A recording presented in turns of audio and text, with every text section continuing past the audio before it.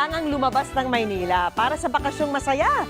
Dito lang sa Metro, maraming adventure ang nag-aabang sa inyo. Isang silip lang sa aking social media accounts at malalaman nyo na agad ang trip ko sa buhay, ang travel and adventure. Nakailang pasyal na rin ako sa iba't ibang mga lugar. May land, water, air, out of the country. Pati na nga staycation nagawa ko na. Ngayon, saan kaya magandang pumunta? Ngayon naman gusto kong maiba. Para sa mga wala masyadong budget pero makakati ang paa. The good news is, there is so much to discover in Metro Manila.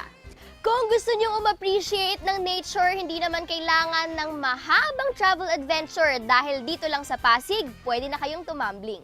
Sa may Bunga, Pasig City, matatagpuan ang park na perfect pasyalan habang walang pasok ang mga chikiting.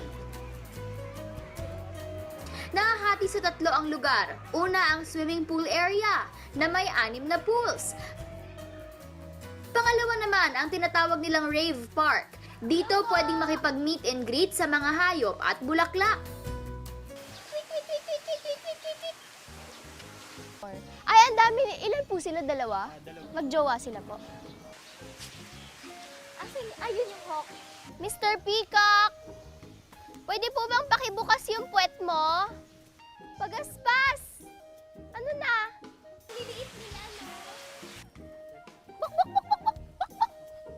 Ano po yan? Popcorn? Pellets. Pellets. Gusto ko mga kalapati yung pumunta dito. O ito, oh. Food, oh. Cook! Come, come, come! Kain na kayo! Lunch! Ayaw nila kumain. Dito naman ang petting area kung saan mga alagang hayop ang makikita. Alam nyo ba, nung bata ako, yan yung gusto ko talagang pet rabbit. Kaya lang mahirap siyang alagaan eh.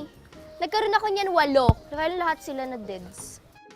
Mukhang may hugot naman ang goat na ito. Yung pupil nila pa rectangle. Diba? Come here nga, patingin mata mo. Kung merong mga cute, meron ding mga medyo nakakata-cute gaya ng reptiles. Ay, humihinga nga siya. Tinan niyo yung nose niyo. Gumaganon. Mainit kasi kaya nagsiswimming siya. Ito naman ang kinatatakutan kong ahas. Hi! Buti ka pa gumagalaw. Yung iba, steady lang. Ah, ito pa, isa pa. Mag-boyfriend po sila. Ay, kita mo na, pati mga lizard may love life. Dinaig ang mga tao, dinaig ako ng mga lizard. Kaya magka-LQ kayo, no? Maghihiwalay din kayo, wala forever. Meron din silang paraiso ng makukulay na bulaklak. Perfect para sa mga selfies. Dito marami silang types of flowers. Touch the color. Pink. Anong pink dyan? Ang daming pink, no? Eh, bawal nga pumitas, conserve Mother Nature! Isa sa mga kilalang atraksyon dito ang Maze Garden. Dito, kailangang hanapin ang tamang daan palabas. Swimming pools, mabulaklak na hardin at zoo. Naku, magkano kaya ang aabutin nito? Meron po kami tinatawag na Package A. So, sa Package A po, for Pasigueños, 200 pesos per head po yun. Then for non-Pasigueños, 275 lang po yun. So makakatipid po sila ng 10% kesa po doon sa regular price kung iisahin po nila yun. Kung hindi nyo bet mag-swimming, 140 pesos lang ang entrance fee sa hardin at zoo, minus 20 pesos pa kung Pasigueño ka. Hiwalay naman sa package ang kanilang adventure park dahil per ride ang bayad dito. Kabilang dito ang 60 feet tall na wall climbing at rappelling. Ayan, kuya, okay na ba yan? Then, Diba kapag ano, sabihin ko lang tension, i-hold nila yun, Yes, diba? po. Okay. Bye!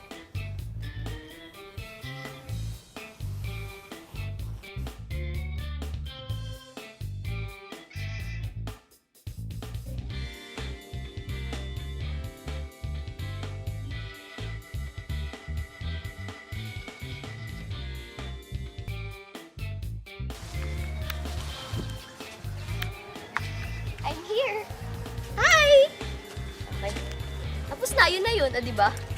In fairness, mataas siya. Gusto ko pa sana isa pa, kaya lang makakapagod yung traffic ko.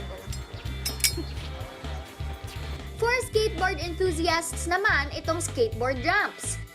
Pang family bonding naman ang malawak na obstacle course. O di ba? Ang dami mo nang magagawa sa Pasig pa lang. Pero wait, may iba pa akong pupuntahan. Kung hindi mo feel ang outdoors, to the rescue ang nadiskubre kong activity sa loob ng isang mall sa Maynila. Nakakita na ba kayo ng skating rink na hindi yelo ang gamit? Nobyembre noong nakaraang taon lang nagbukas ang first and only synthetic ice rink sa bansa. Gawa ito sa polyurethane at fiberglass. Yung glide factor tsaka yung feel ng skating is the same. Kaya lang us, we're ecological, so we don't use electricity. So at the same time, you're having fun skating and then you get to help para our environment. Tumatagal daw ng 5 taon ang surface nito, kaya pwede pa itong baligtarin for an additional 5 years. Nakilala namin si Ronnie na gusto raw mahasa ang kanyang skating skills, kaya linggo-linggo siyang nagpupunta rito. Mas gusto ko dito kaysa sa ice. Kasi sa ice, pag beginner, hindi talaga pwede doon. Ang hirap maglakad ang beginner doon. Delikado sa mga batang maliliit maglakad. Kasi doon sa ice, isang bagsak lang, masakit. Magagasgasan na yung tuhod. Dito, hindi masyado. Mostly yung sa amin was the first timer sila sa ice. Dito sila mas comfortable nag-start mag-skate kasi dito, when you fall, hindi ka mababasa. Saka smooth yung surface namin, so less injury sila pag nasisemplang, nag-accident. Para naman sa mga hindi pa marunong, libreng magpaturo ng basic skating, standing, gliding, at proper falling sa kanilang mga coach.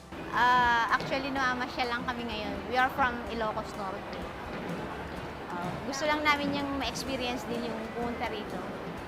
Madali lang po matuto agad. 200 pesos per hour ang bayad dito, habang 350 pesos naman for unlimited skating. Mas mura raw ang kanilang entrance fee kumpara sa ibang ice skating rink dahil hindi sila gumagamit ng kuryente. Para sa mas maaksyong summer, bakit hindi subukan ang nadiscover naming activity na hindi lang nakaka-enjoy, nakaka-boost pa ng energy. Kung trip niyong pumadyak sa bisikleta, hindi na kailangan dumayo sa probinsya dahil dito lang sa Quezon City, mararanasan niyo na ang challenging bike trail. Since matagal na kami nag-organize ng mga races, tapos mga camps, clinic, nagagawa din talaga kami ng mga sites kung saan doon nagpa-practice yung mga gustong pumasok sa sports ng mountain biking. So ito, isa sa mga playground, ito ang The Bike Playground dito sa Circulo Verde. Ang kabubukas lang na bike playground na ito, nahahati sa 2 klase. Meron silang outdoor trail para mahasa ang lakas ng biker. Sa loob naman ng indoor pump track na susubok sa inyong pump and jump skills dahil sa malalalim nitong lubak. Ang batang si Luis, hilig daw ang biking, pero first time niya dito sa pump track. Kasi po, sabi po sa akin ni Mama, ito raw po yung graduation gift niya sa akin po. Okay naman po, exciting po siya. Basta't marunong ka raw magbisikleta ng nakatayo, madali nang matutunan ang pump track biking. Pero paano kaya kung hindi marunong? Katulad ko. Gustong-gusto ko talaga mag-bike, di ko lang talaga kaya. Lahat ng tao may weakness. Okay, kaya natin yung balance control muna. Hindi ka muna pipitas. So, yung balance. Don't worry dahil nagtuturo rin sila ng basic biking sa patag na parte ng playground.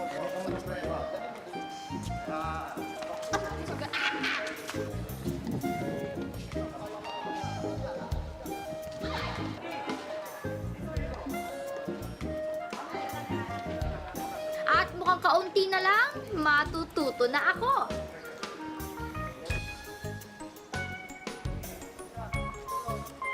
Pajak! Oh my gosh! Nakita niyo ba yun? Sa 19 years ng existence ko sa buhay ko, dati kapag tinatanong ako kung marunong akong bike, hindi. At least ngayon, sobrang nakakatuwa. Mangiyak-ngiyak ako kanina kasi At last, natuto na ako. Kahit anong gawin ko kasi dati, hindi ko talaga kaya. Kahit na hindi siya pa marunong at all magbike as in zero, ano naman siya, fast learner. 65 pesos lang ang entrance fee rito from 7 a.m. to 5 p.m. 90 pesos naman ang bayad from 5 p.m. to 8 p.m. Kung wala kayong dalang bike, pwedeng mag-rent sa kanila for 500 pesos na good for 2 hours. Ang never-ending learnings tuwing summer, hindi nakakasawa, lalo na kung may promo silang dala. Ang mga science museum gaya nito, dinadag sa tuwing pasukan. Pero nasubukan nyo na ba itong bisitahin habang bakasyon? Sa ngayon, we have a promo na instead of paying 130 pesos, which is the entrance fee, 99 pesos na lang siya for single entrance. Then, meron din kaming for families, for group of 4, you only pay for 3 persons. Dahil interactive, tiyak na maaaliw ang kahit na sinong namamasyal dito, bata man o feeling bata. Ilan sa mabibentang attractions dito, ang Human Gyro Ride na kung saan feeling astronaut ka. Ang generator na nagpapataas ng inyong buhok at balahibo. Ang Wonder House kung saan tila hinihila ka dahil sa hindi pantay na surface ng sahig. At ang distorted room na may optical illusion na nagpapalaki o nagpapaliit sa taong nasa loob.